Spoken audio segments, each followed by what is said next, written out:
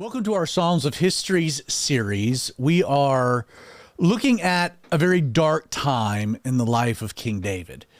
David has made some significant mistakes in his life. He's committed adultery. He's committed murder to cover up that adultery, and he's being judged accordingly. Nathan the prophet comes to David, rebukes him, calls him to account, and tells him as a result of his sin, the sword would not depart from his home, that there would be real practical consequences within his family. There's the tragedy of the oldest son raping one of David's daughters. Absalom rises up to defend her honor, kills such brother. Absalom ends up retreating into exile. There's a rift between him and David. David almost seems, as you work your way through the middle part of 2 Samuel, seems paralyzed. Chapters 16 and 17 seems paralyzed, knowing that this is the manifestation of his own decisions, that this is him reaping the whirlwind, so to speak. The harvest is coming due. Absalom ends up leading a rebellion against his father. He ends up spearheading a full-blown mutiny that lends into a civil war. David doesn't really fight Absalom. He retreats out of Jerusalem. Absalom takes the throne. David is not necessarily in exile, but he's back into the wilderness, familiar territory. And as you're working your way through these chapters in 2 Samuel, David, it's very interesting just the way that David processes things, the way that he handles things. There's not much emotion. It's almost matter of fact. As he's making his way out of Jerusalem, people are cursing him. He's got all kinds of drama circulating around him. And it's if you're just left to the histories, if you're just left to the actual historical narrative, you would maybe reach one conclusion about David from the story. Depressed, aloof. And yet, if you go to the Psalms, which is what we're doing here, and you look at Psalms that David wrote that we can attribute to this time period, David, the prolific songwriter of Israel, always writing, it was his outlet of expression.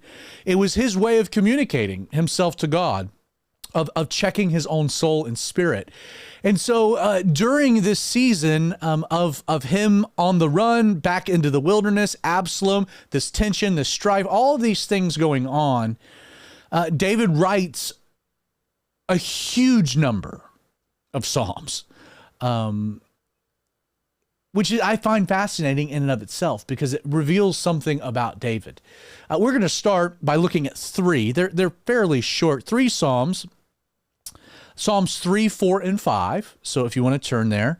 Our intention, again, is not to do an expositional study. It's just to read these Psalms and the context of when they were written, just to give us insight into what's happening within the heart of David. Psalm 3 is titled, "The Lord Helps His Troubled People." Their subheading, it's a Psalm of David, so it's directly attributed to David, and it's directly attributed when he fled from Absalom, his son. And so the ancient rabbis of old directly attributed the authorship to David, and the context being this season of his life. Not all of the Psalms we can pinpoint with such clarity, but I think with this as an instance, we can say for sure. Verse 1, Lord, Jehovah, how they have increased who troubled me. And indeed, Absalom, he goes to Hebron. He has a plan, a scheme in place. People begin to rally around Absalom. They begin to flock to Absalom. Even men like Ahithophel, who had been trusted counselors of King David in years past, come behind Absalom. Indeed, how they have increased to trouble me. Many are they who rise up against me.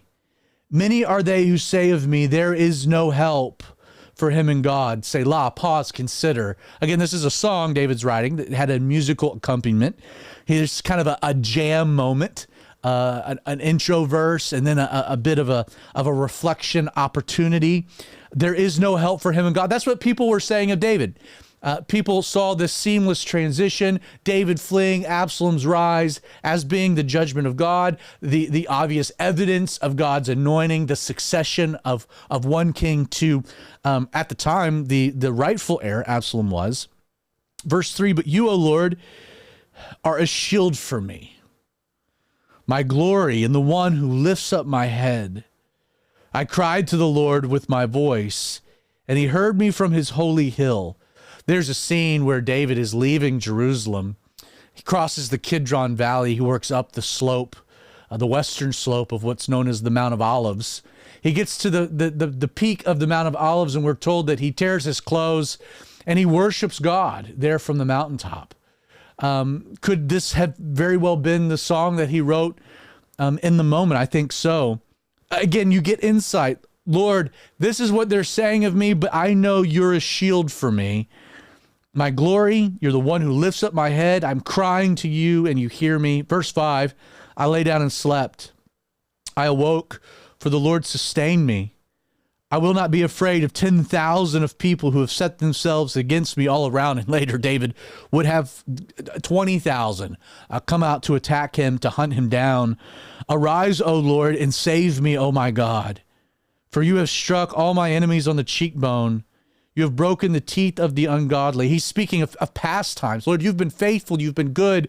David knew what the consequence of his sin would be, but he also had confidence knowing what the judgment wouldn't be. God would not strip the throne from David. David would remain the king of Israel until he died a natural death. Even though Absalom's rebellion seemed promising, David knew that the strife, the turmoil within his family, that was the consequence. But he knew that God would sustain him, that God would preserve him. He concludes, salvation belongs to the Lord. Your blessing is upon your people. Selah. We'll transition directly to chapter 4, Psalms 4. It's titled, The Safety of the Faithful. To the chief musician with stringed instruments. So we know the musical accompaniment, a psalm of David. Again, we can't necessarily say with 100% certainty this is attributed to this time period, but because it flows after Psalms 3, it's likely coupled together for obvious reasons. David begins, hear me when I call, O God of my righteousness. You have relieved me in my distress. Have mercy on me and hear my prayer. How long, O you sons of men, will you turn my glory to shame? How long will you love worthlessness and seek falsehood, Selah? But know that the Lord has set apart for himself who is godly. The Lord will hear when I call to him. He says, be angry and do not sin. Meditate within your heart on your bed and be still. I love that. David had a lot of justified reasons to be angry, to be hurt by Absalom, to be devastated by what was taking on, to have even a justifiable wrath. And yet he's speaking to himself, you can be angry, David. You can be angry, but just don't sin. Keep it in check. Offer the sacrifices of righteousness. He's speaking again to himself. Offer these sacrifices and put your trust in the Lord. You know, sometimes we need to talk to ourselves, especially when we're in a time of trial, of tribulation, of uncertainty. Sometimes we need a pep talk, and there's no one else to give us one but ourselves.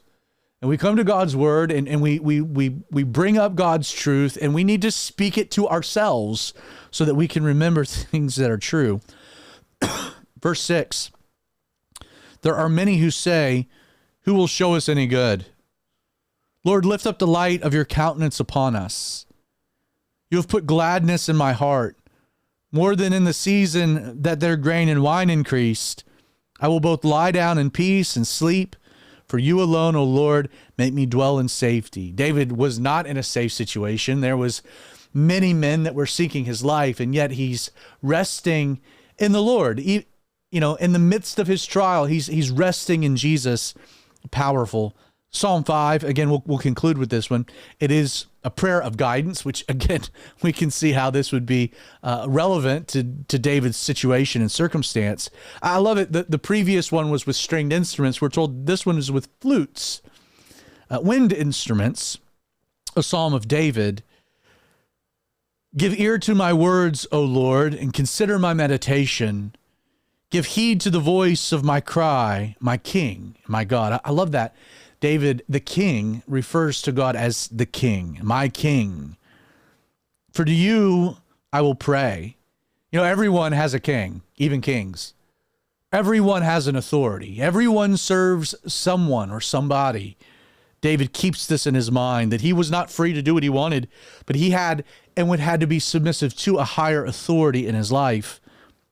Verse 3, my voice you shall hear in the morning, O Lord. In the morning I will direct it to you, and I will look up.